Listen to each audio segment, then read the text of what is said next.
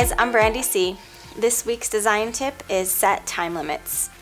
So I've talked before about tracking your time in relation to all the different steps in your process, but today I want to talk about what I believe is probably one of the most important parts of your process, and that's research. During the research phase, you're going to be really overwhelmed with a lot of information, and I think it's important that you set time limits on that research portion of your process. Research is a funny thing. If you do too little, you're going to be way off base in the direction that you're taking your design. If you do too much, you're just going to be inundated with possibly lots of useless information, likely way too many references as far as like styles that you're looking into.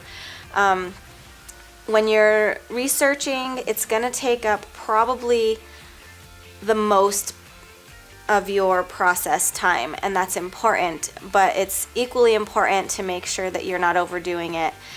Set time limits, whether it's doing only a few books at a time or in chunks of like 30 minutes or a big chunk of 3 hours, depending on how you work. If you work better in small chunks, because research is a lot of really intense information usually about your client, about their target, about color theory, about images that you're trying to find. And if you get lost kind of in the black hole that is the internet looking for the perfect idea, which by the way doesn't exist, you're going to get really overwhelmed, and you're going to probably stop when you should keep going, or go longer than you should have. So try practicing with just setting time limits for yourself. It'll make your process more efficient. It'll make your billable hours to your client more valuable.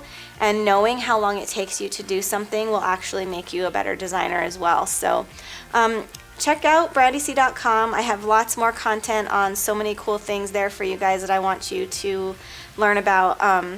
If you like this YouTube channel, please share it with your friends. Designers and non-designers, I think, can find something here.